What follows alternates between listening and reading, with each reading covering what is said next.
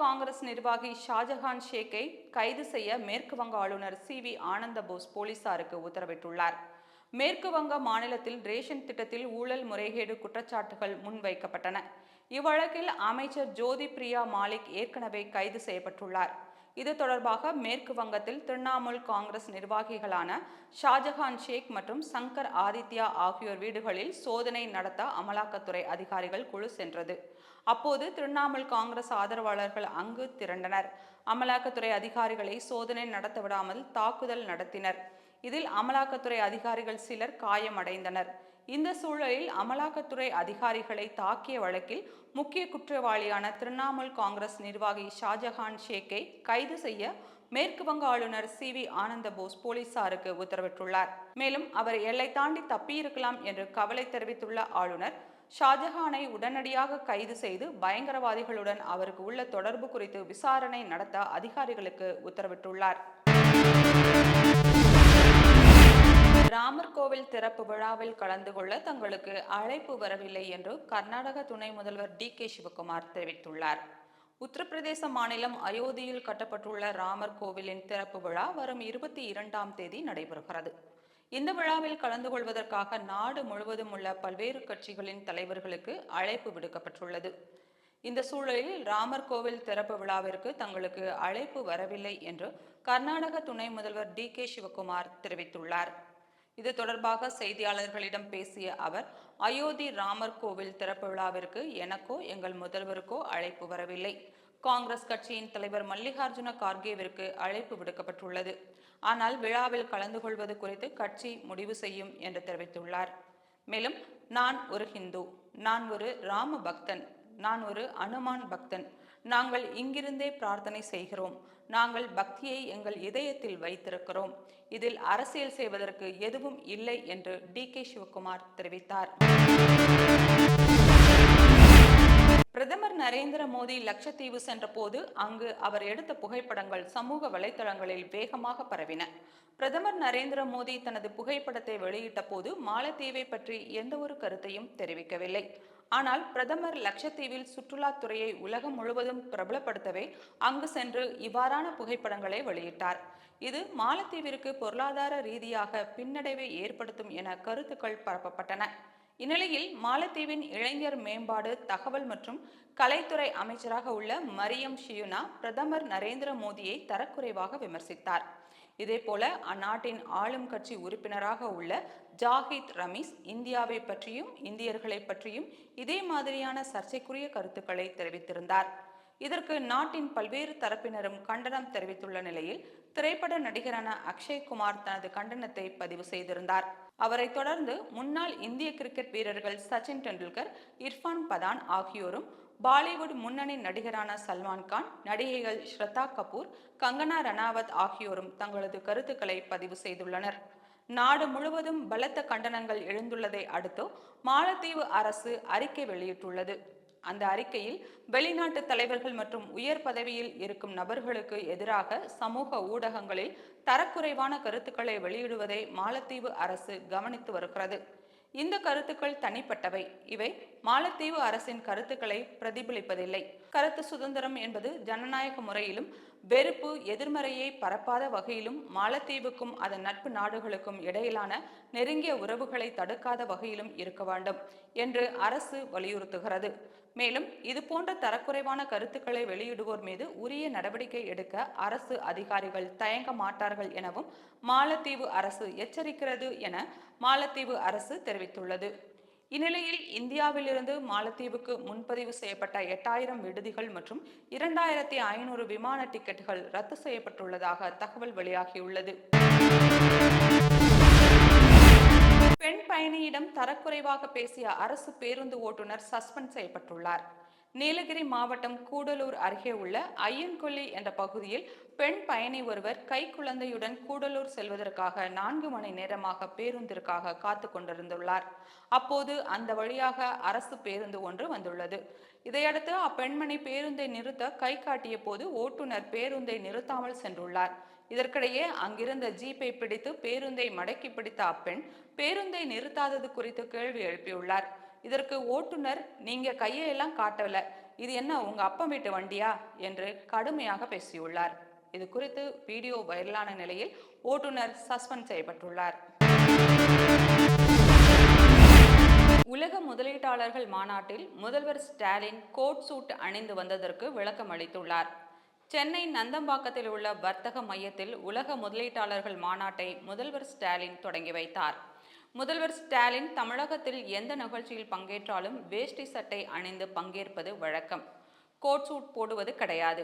ஆனால் சென்னை நந்தம்பாக்கம் வர்த்தக மையத்தில் நடைபெற்ற உலக முதலீட்டாளர்கள் மாநாட்டில் முதல்வர் ஸ்டாலின் கோட் சூட் அணிந்து பங்கேற்றார். இது பற்றி அவர் மாநாட்டில் பேசுகையில், வெளிநாடுகளுக்கு போகும்போதுதான் நான் சூட் போடுவது வழக்கம். ஆனால் இங்கே எல்லா வெளிநாடுகளும் தமிழ்நாட்டிற்குள் வந்துவிட்ட காரணத்தால் இங்கே நான் கோட் சூட் அணிந்து வந்திருப்பது பொருத்தமாக உள்ளது என்று கூறியுள்ளார். தமிழகத்தில் அறிவிக்கப்பட்ட சூரிய ஒளி மின் திட்டங்களின் செயல்பாட்டை அரசு விரைவுபடுத்த வேண்டும் என பாமக நிறுவனர் ராமதாஸ் வலியுறுத்தியுள்ளார். அவர் வெளியிட்டுள்ள அறிக்கையில், தமிழகத்தில் அனைத்து மாவட்டங்களிலும் தலா 50 மெகாவாட் திறன் கொண்ட சூரிய ஒளி மின் உற்பத்தி பூங்காக்கள் அமைக்கப்படும் என்று அரசு அறிவித்து 2 ஆண்டுகளுக்கு மேலாகிவிட்ட நிலையில் இன்று வரை ஒரு மாவட்டத்தில் கூட சூரிய ஒளி பூங்கா அமைக்கப்படவில்லை. தமிழகத்தை சூரிய ஒளி மின் உற்பத்தியில் முதன்மை மாநிலமாக மாற்ற அரசு எந்த நடவடிக்கையும் எடுக்காதது கண்டிக்கத்தக்கது. சூரிய ஒளி மின் உற்பத்தி திட்டங்களை செயல்படுத்துவதில் தமிழகம் படுதோல்வி அடைந்துவிட்டது என்பதுதான் உண்மை. இந்தியாவில் ராஜஸ்தானுக்கு இணையாக தமிழகத்திலும் அனைத்து மாவட்டங்களிலும் சூரிய ஒளி ஆதாரம் அளவுக்கு அதிகமாக உள்ளது. சூரிய ஒளி மின் உற்பத்தியில் இந்தியாவின் முதன்மை மாநிலமாக உருவெடுத்திருக்க வேண்டிய தமிழ்நாடு இப்போது ராஜஸ்தான், குஜராத், கர்நாடகா ஆகிய மாநிலங்களுக்கு அடுத்தபடியாக 4வது இடத்திற்கு தள்ளப்பட்டிருக்கிறது. 2030ஆம் ஆண்டிற்குள் 20,000 மெகாவாட் அளவுக்கு சூரிய ஒளி மின் திட்டங்கள் அமைக்கப்படும். அதற்காக ரூபாய் 70,000 கோடி செலவிடப்படும் என்று 2021ஆம் ஆண்டில் தமிழக அரசு அறிவித்தது. ஆனால் இந்த திட்டமும் அறிவிப்புடன் தான் இருக்கிறது. எனவே தமிழகத்தில் அறிவிக்கப்பட்ட சூரிய ஒளி மின் திட்டங்களின் செயல்பாட்டை அரசு விரைவுபடுத்த வேண்டும். அதற்காக சூரிய ஒளி, காற்றாலை உள்ளிட்ட மரபுசாரா எரிசக்தி திட்டங்களை செயல்படுத்த வசதியாக புதிய எரிசக்தி துறை என்ற பெயரில் தனி அமைச்சகத்தை தமிழக அரசு ஏற்படுத்த வேண்டும் என்று ராமதாஸ் வலியுறுத்தியுள்ளார். அயோத்தி ராமர் கோவில் கும்பாபிஷேகத்தை முன்னிட்டு திருப்பதி ஏழுமலையான் கோவிலில் இருந்து 1 லட்சம் லட்டுகள் அயோத்திக்கு அனுப்பி வைக்கப்படும் என திருப்பதி தேவஸ்தான போர்டு அறிவித்துள்ளது. ஜனவரி 22 அன்று அயோத்தியில் புதிதாக கட்டப்பட்டுள்ள ஸ்ரீராமர் கோவில் கும்பாபிஷேகம் சிறப்பாக நடைபெறவுள்ளது. பிரதமர் நரேந்திர மோடி ஸ்ரீராமர் திருமேனியை பிரதிஷ்டை செய்ய உள்ளார். இதற்காக பல்வேறு தரப்பினருக்கும் ஸ்ரீராம ஜென்மபூமி தீர்த்த கஷேத்ரா சார்பில் அழைப்பிதழ்கள் வழங்கப்பட்டு வருகின்றன. மேலும் நாடு முழுவதிலும் இருந்து பல்லாயிரக்கணக்கான பக்தர்கள் வருவார்கள் என எதிர்பார்க்கப்படுகிறது. இந்நிலையில் அயோத்தி ராமர் கோவில் கும்பாபிஷேகத்திற்கு திருப்பதி ஏழுமலையான் கோவிலில் இருந்து 1 லட்சம் லட்டுகள் அயோத்திக்கு அனுப்பி வைக்கப்படும் என திருப்பதி தேவஸ்தானம் போர்டு அறிவித்துள்ளது. இதுகுறித்து தேவஸ்தான போர்டின் நிர்வாக அதிகாரி ஏவி தர்மா ரெட்டி கூறுகையில், அயோத்தி ராமர் கோவில் கும்பாபிஷேகம் சனாதன தர்மத்தை பின்பற்றும் அனைவருக்கும் ஒரு வரலாற்று சிறப்புமிக்க நிகழ்ச்சியாகும். இந்நிகழ்ச்சியில் பங்கேற்கும் 1 லட்சம் பேருக்கு 25 கிராம் எடையுள்ள லட்டுக்கள் வழங்கப்பட உள்ளன. திருமலை திருப்பதி தேவஸ்தானத்தின் முதன்மையான நோக்கம் ஹிந்து தர்மத்தை உலகம் முழுவதும் கொண்டு செல்வதாகும். எங்களுக்கு இந்த நிகழ்ச்சியில் பங்கேற்பதற்கான வாய்ப்பு கிடைத்ததை பெரும் பாக்கியமாக கருதுகிறோம் என தெரிவித்தார். மழை வெள்ள பாதிப்பால் திருச்செந்தூர் ரயில் நிலையத்தில் நிறுத்தப்பட்டிருந்த ரயில் சேவை 20 நாட்களுக்கு பிறகு மீண்டும் தொடங்கியது. தூத்துக்குடி மாவட்டத்தில் கனமழை வெள்ளத்தால் ரயில் தண்டவாளங்கள் கடுமையாக பழுதடைந்ததால் கடந்த டிசம்பர் 17ஆம் தேதி முதல் திருச்செந்தூரில் இருந்து இயக்கப்பட்ட ரயில்கள் அனைத்தும் நிறுத்தப்பட்டது. பழுதடைந்த தண்டவாளங்களை சரி செய்யும் பணி தொடர்ந்து நடைபெற்றது. பணி நிறைவு பெற்ற நிலையில் திருநெல்வேலியில் இருந்து திருச்செந்தூருக்கு நேற்று முன்தினம் மின்சார ரயில் என்ஜின் சோதனை ஓட்டம் நடைபெற்றது. சோதனை ஓட்டம் நிறைவு பெற்றதை அடுத்து நேற்று இரவு திருச்செந்தூரில் இருந்து செந்தூர் எக்ஸ்பிரஸ் ரயில் இயக்கப்படும் என அறிவிக்கப்பட்டது. இதனை அடுத்து நேற்று இரவு 8:25 மணிக்கு செந்தூர் எக்ஸ்பிரஸ் ரயில் புறப்பட்டு சென்றது. தாமதமான அறிவிப்பால் முன்பதிவு இல்லாமல் பயணம் செய்பவர்கள் எண்ணிக்கை குறைந்தது. வழக்கமாக செந்தூர் எக்ஸ்பிரஸ் ரயிலில் சுமார் 2000 பேர் முன்பதிவு இல்லாமல் பயணம் செய்வதாக கூறப்படுகிறது. ஆனால் நேற்று சுமார் 150 பேர் மட்டுமே பயணம் செய்தனர். இதனால் முன்பதிவு இல்லாத பயணிகள் பெட்டிகள் வெறிச்சோடி காணப்பட்டது. இன்று காலை 8:15 மணி முதல் வழக்கம் போல அனைத்து ரயில்களும் இயக்கப்படுவதாக தென்னக ரயில்வே தெரிவித்துள்ளது.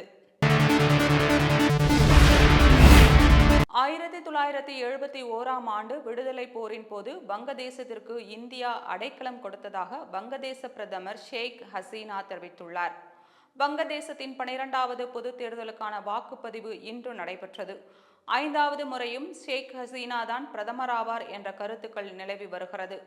இந்நிலையில் இன்று செய்தியாளர்களை சந்தித்த அவர் இந்தியாவை குறித்து பெருமையாக கூறியுள்ளார். செய்தியாளர்களிடம் பேசிய அவர், நாங்கள் மிகவும் அதிர்ஷ்டசாலிகள். இந்தியா எங்களின் நம்பகமான நட்பு நாடு. எங்களின் விடுதலை போரின் போது எங்களுக்கு ஆதரவளித்தது.